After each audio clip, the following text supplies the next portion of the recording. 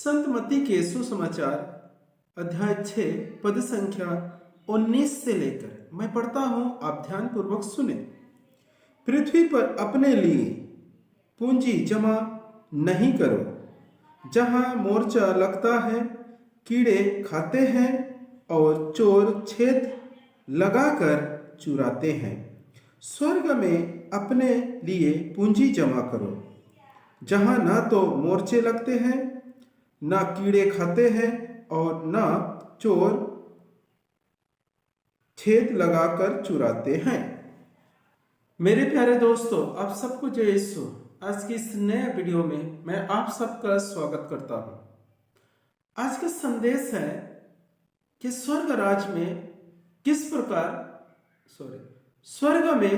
हम किस प्रकार धन जमा कर सकते हैं, कैसे हम स्वर्ग में धन जमा करें, इसके विषय में आइए हम परमेश्वर के वचनों के द्वारा मनन चिंतन करेंगे।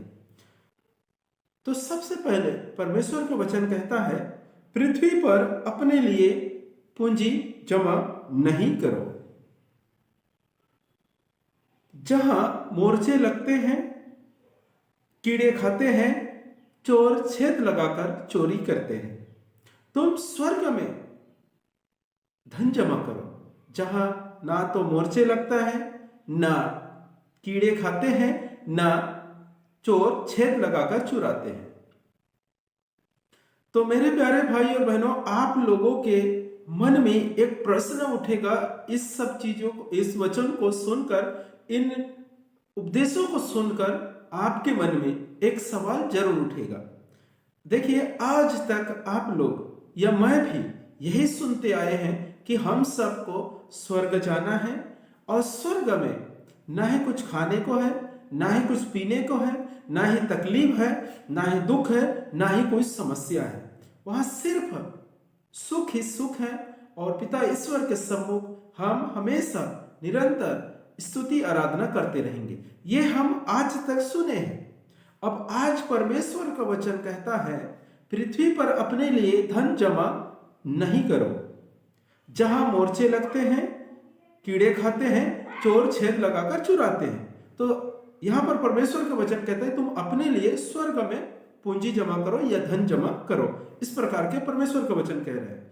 अब हम ये सोचेंगे कि हम वहां जाकर हमें जब सुख और शांति रहेगा, हमें कोई ना ही काम करना है, ना ही हमें कोई समस्या है, ना ही दुख है, ना ही हमें खाना है और ना ही पीना है, हमें कुछ भी वहां नहीं करना है, तो परमेश्वर इस धन के बारे में क्यों बोल रहा है? हमारा सोच कुछ इस प्रकार है, ना हमें धन की जरूरत है, ना ही कुछ खाने की जरूरत है, और ना हमें कुछ पीने की जरूरत है, ना ही हमें कोई दुख होगा, तकलीफ होगा, कोई भी समस्या नहीं होगा। ये हमारा सोच है। अब हमारे सोच और इस बाइबल के वचन में कितना मेल खाता है वो देख लीजिए। हमारे सोच अलग है और परमेश्वर के वचन अलग है।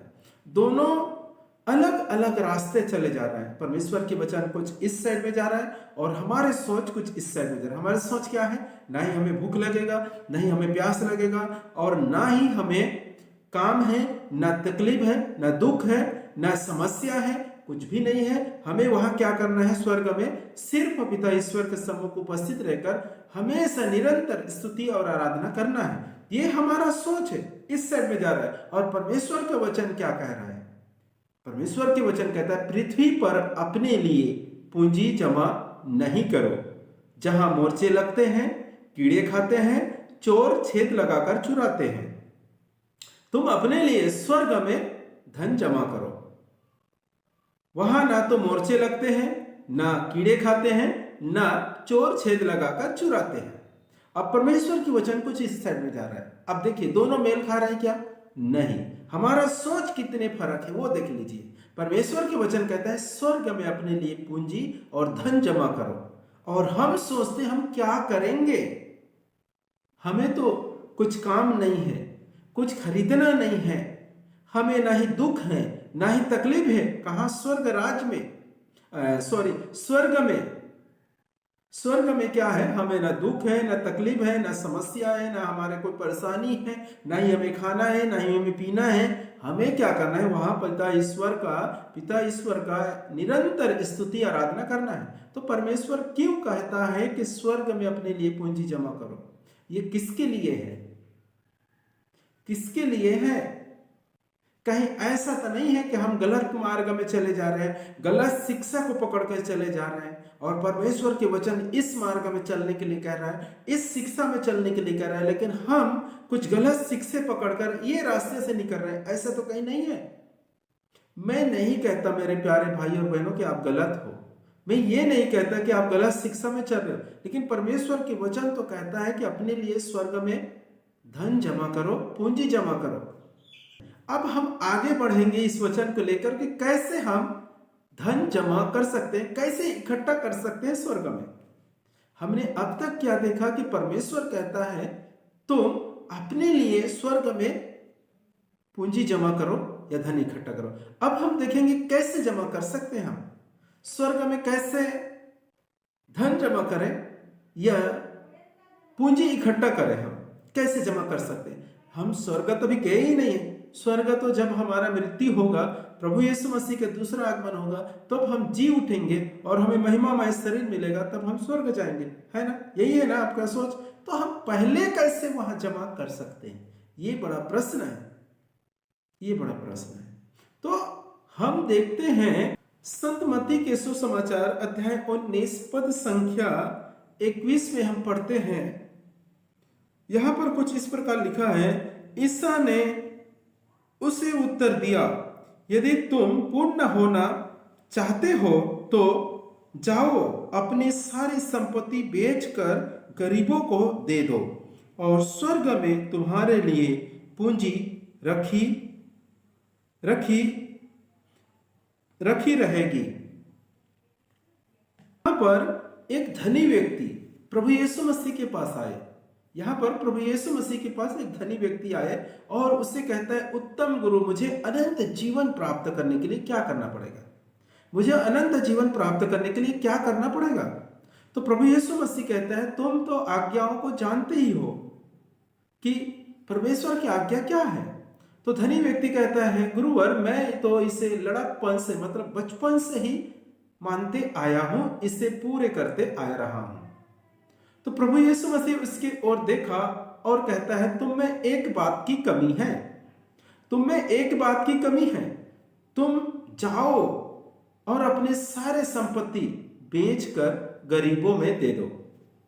तुम जाओ और अपने सारे संपत्ति बेचकर गरीबों में दे दो और तुम्हारे लिए स्वर्ग में पूंजी रखा रहेगी। तो यहां पर धनी व्यक्ति बहुत धनी था, इसलिए नीचे लिखा है वो उदास होकर चला गया। तो इस प्रकार जब हम करते हैं, मैं ये नहीं कहता कि तुम सारे संपत्ति को बेच दो और गरीबों में बांट दो, ये ऐसा नहीं कहता। तुम क्या खाओगे? आज के युग में तो पैसा बहुत जरूरी है, धन जरूरी है, जीने के लिए, आगे बढ़ने के लिए धन की जरूरत है। लेकिन मेरे प्यारे भाई और बहनों, आप सोच के देखिए, जब हम स्वर्ग में पहुंचेंगे, आपके सोच के अनुसार स्वर्ग जाएंगे, तब परमेश्वर कहता है स्वर्ग में पूंजी जमा करो, और हमें जानकारी हो चुका है कि हमें स्वर्ग में धन लगेगा, और हम नहीं जमा करते हैं तो हम बहुत बड़ा मूर्ख या बेवकूफ इंसान हो सकते हैं, है ना? जब हम कहीं जाना है और वहां समझो हमें 50,000 की जरूरत है और यहां से हम इकट्ठा करके नहीं गए, तो हमसे ज्यादा मूर्ख इंसान कौन हो सकता है? हमसे ज्यादा मूर्ख इंसान कौन होगा? क्योंकि हमें जब मालूम है और हम 50,000 लेकर नहीं जा रहे हैं वहां के लिए, तो हमसे बड़ा मूर्ख इंसान हम ही नहीं, हमसे बड़ा मूर्ख इंसान कौन होगा? क्योंकि हमें मालूम है ना? उसी प्रकार हमें परमेश्वर का वचन कहता है कि स्वर्ग में अपने लिए पूंजी या धन इकट्ठा करो, जमा करो, और हमें जानते हुए परमेश्वर के वचन को पढ़कर भी हम नजरअंदाज कर रहे हैं, हम उसमें मनन चिंतन नहीं कर रहे हैं, उसको देखते ही नहीं, हम सोचते बकवास है, तो फिर हमसे ज्यादा मूर्ख इंसान कौन होगा? हम जब वहां पहुंचेंगे तो हमें धन की आवश्यकता पड़ेगा और हमें धन नहीं मिलेगा। तो इसीलिए मेरे प्यारे भाई और बहनों का, हम किस प्रकार वहां पर धन या पूंजी इकट्ठा कर सकते हैं? देखो, यहां पर धनी व्यक्ति को कहा, जाओ और अपने सारे संपत्ति बेचकर गरीबों को दे दो। जब हम गरीब लोगों को जब हम गरीब लोगों को कुछ भी दान करते हैं, कुछ भी देते हैं, समझो किसी का मदद कर रहे हैं, 2,000 4,000, या किसी के पास खाने के लिए नहीं है, हम खाने का खरीद के दे दिया उस भाई को, या यूँ समझिए कि हम एक चर्च में दान कर रहे हैं, चर्च में दान कर रहे हैं, है ना, एक पुरोहित है, ये एक पास्टर है, उसकी आवश्यकताओं को देखा हमने, उसके हाथ में घड़ी नहीं है, घड़ी की जरूरत, हम एक घड़ी खरीद के दे दिए उसे उसने लगाया, तो वो धन क्या है, हमें वहां जमा कर रहे हैं। हम स्वर्ग में हम वही सब जमा कर रहे हैं। हम वो सब धन क्या होता है जो अभी हम गरीबों को देते हैं, गरीबों को दान करते हैं, वो स्वर्ग में जमा होते जाता है। इसलिए परमेश्वर ने कहा, जाओ और सारे संपत्ति को बेचकर गरीबों को दे दो और स्वर्ग में तुम्हारे लिए पूंजी रखा रहेगा। तो यही है, जब हम जितने भी हम दान करते हैं, एक अमीर आदमी समझो 5 करोड़ उसके रोज के आवक है, यदि वो 1 लाख किसी गरीब को देता है प्रतिदिन, अगर 5 करोड़ उसके महीने के आवक है, तो एक महीने में समझो उसने 1 लाख या 2 लाख गरीबों को दान कर रहा है या दे रहा है, तो उसके लिए कितने फायदेमंद बातें हैं, कितने फायदेमंद बात है कि स्वर्ग में उसके लिए धन रखा रहेगा। धन वो जो 1 लाख 2 लाख महीने में गरीबों को दान कर रहा है, खोर गरीब है, किसी के पास साइकिल नहीं, साइकिल खरीद के दे दिया, किसी के घर नहीं है, घर बना दिया उस अमीर आदमी ने, तो उसके लिए कितना ज्यादा धन जमा करके रखेगा परमेश्वर, कितना ज्यादा धन जमा हो रहा है उसके स्वर्ग में परमेश्वर के पास, ये तो सोच के देखो। इसलिए मेरे प्यारे भाई और बहनों, परमेश्वर के हर एक वचन को इसलिए कहा, आकाश और पृथ्वी टले तो टल जाए, लेकिन मेरा शब्द पूरे हुए बिना नहीं टलता। सहायता का हर एक बिंदु पूरा होगा। तो मेरे इतना हम विश्वासियों को जानकारी है, जानते हैं, उसके बावजूद भी हम नहीं करते, इसको नहीं करते। अब जैसे मैं ऐसा नहीं कहता कि आप 10 रुपये कमाते और 100 रुपये दान करो, ऐसा नहीं। अपने कमाई में से थोड़े से किसी का मदद करो, अपने पड़ोसी का मदद करो, अपने पड़ोसी को दान कर दो, कुछ सेवा कार्य करो। ये सब क्या है? ये सब स्वर्ग में हमारे लिए पूंजी जमा होता है, थोड़ा थोड़ा थोड़ा करके धन इकट्ठा हो रहा है हमारे लिए। तो इस प्रकार से हम क्या कर सकते हैं, अपने लिए स्वर्ग में पूंजी या धन जमा कर सकते हैं। यदि इतने कुछ जानने के बाद भी यदि हम अपने लिए कोई भी कमाई, कोई भी पूंजी जमा नहीं कर रहे हैं, तो मैं पहले भी बोला कि हमसे बड़ा मूर्ख कोई नहीं होगा। हमसे बड़ा मूर्ख इंसान दुनिया में है ही नहीं, ऐसा समझना पड़ेगा। क्योंकि हम जानते हैं और उसके बाद भी नहीं कर रहे हैं, तो हम क्या कह सकते हैं। तो मेरे प्यारे भाई और बहनों, यदि आपको नहीं मालूम था, कोई बात नहीं, आज के बाद इस वचन पे आप मनन चिंतन कीजिए और इस धनी व्यक्ति के वचन को जो प्रभु यीशु मसीह ने कहा, उस पर भी मनन चिंतन कीजिए। इससे आगे और जानकारी आपको चाहिए तो मेरे व्हाट्सएप नंबर में आप मैसेज कर सकते हैं, आप जानकारी ले सकते हैं। तो मेरे प्यारे भाई और बहनों, मैं आपको यही समझाने की कोशिश कर रहा था कि आज तक हम लोग तो कुछ अलग सुने और अलग शिक्षा के अलग रास्ते में चल रहे थे, लेकिन परमेश्वर के वचन कहता है आप इस रास्ते में चलो। इसलिए धनी व्यक्ति ने क्या किया, वो उदास होकर चले गए, उसने खुश नहीं हुआ। ये बड़ा कठिन शिक्षा रहता है, प्रभु यीशु मसीह का कभी कभी बहुत ही कठिन शिक्षा है। इसे हर एक इंसान ग्रहण नहीं करते, हर एक इंसान को पसंद नहीं आते। तो मेरे प्यारे भाई और बहनों, धनी व्यक्ति के समान हमें इस वचन को छोड़ नहीं देना है, इसे त्याग नहीं देना है। हमें अपने लिए कोशिश करना है, ज्यादा से ज्यादा हो सके तो गरीबों में दान करने की कोशिश की, या आपके चर्च में भी दान कर सकते हैं, ऐसे कुछ बात नहीं, गरीबों को दान करो। चर्च में तो चर्च के कोई जरूरतें हैं उसे पूरी करो। हो सकता है आपके चर्च में पंखा नहीं है, 2 पंखा खरीद के दे दो। हो सकता है पास्टर को कुछ जरूरतें हैं, उसको करके देखो। आप ये नहीं सोचना मेरे पैसा से पास्टर रेस कर रहा है, वो कुछ भी करे, हमने दान कर दिया, अब वो पैसा किसी में इस्तेमाल हो रहा है उससे हमको मतलब नहीं।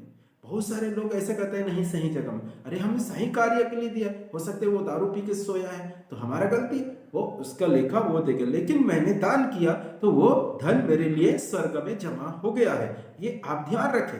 अगर वो गलत काम कर रहा है, कोई भी व्यक्ति, पास्टर हो या जिसको आप दे दिए, दान कर दिए, ठीक है, तो वो उसका लेखा वो देगा, मेरे को देना नहीं पड़ेगा। समझ में आई बात? इस प्रकार से हमें, यह समझो ये गरीब व्यक्ति है, बिल्कुल भिखारी है। भिखारी लोग क्या करते हैं, मैं बहुत से ऐसे भिखारियों को देखा हूं जो भीख मांगते हैं और शाम को जमा करने के बाद उसके पास 200 300 400 हो गया तो एक पाव मारता है और खा पी के सो जाता है वो। ठीक है, तो हमें ऐसे नहीं कह सकते ना कि वो भिखारी है यार, मैं पैसा दूंगा और वो दारू पीता है, ऐसे नहीं सोचना।